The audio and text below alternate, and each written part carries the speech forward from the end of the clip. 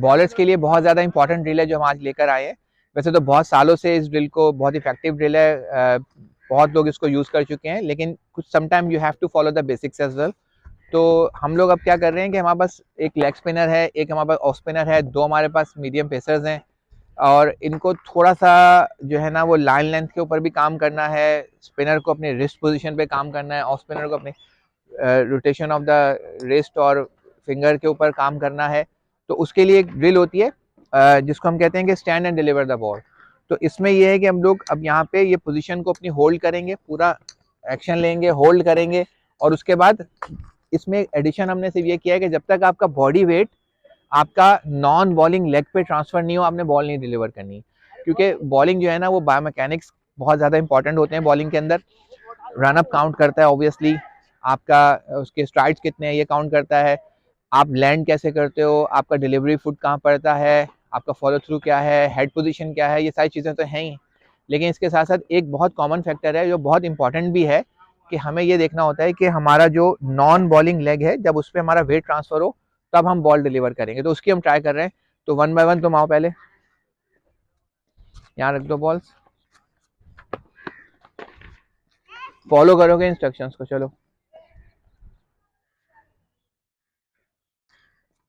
बहुत बेहतर है और बहुत ज्यादा बेहतर है, लेकिन ये बॉल स्लाइडर गया, सीधा गया है, ठीक है ना। वन मोर टाइम,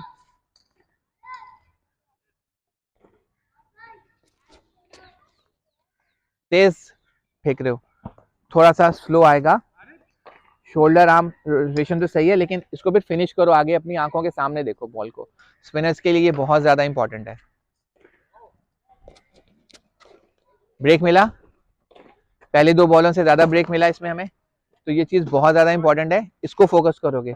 एक चीज के ऊपर जब फोकस कर रहे हो तो दूसरी चीज से माइंड हट रहा है आपका, दूसरी चीज पे भी आपने फोकस वैसे ही करना है। चले,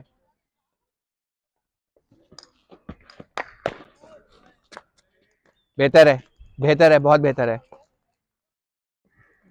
पॉज भाई ट्राई करें, अच्छा खेल रहे हैं वो, सही है। अब देखो इसमें अगर कोई चीज गलत हुई है, ये सीधी गई है, तो तुम्हारा डिलीवरी जो है, तुमने जब रिलीजिंग पॉइंट है तुम्हारा वो ऊपर से ही हो गया, जब तक तुम्हारी आंखों के सामने नहीं आएगा रिलीज नहीं करोगे इसको। ये बहुत ज्यादा इंपॉर्टेंट है। और रिजवान आप आओ, सेम चीज आप भी यही करोगे। आप क्या करोगे कि आप बीइंग अ फास्ट बॉलर आप पोजीशन लेके सामना सीम फेंकोगे उसमें।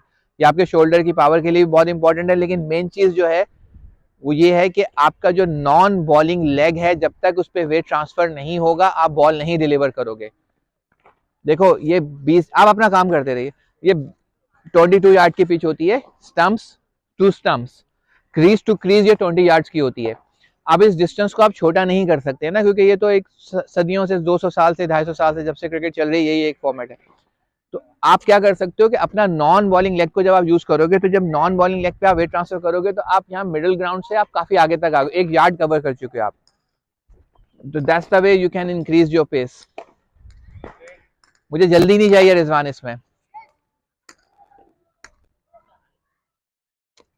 बहुत बेहतर है,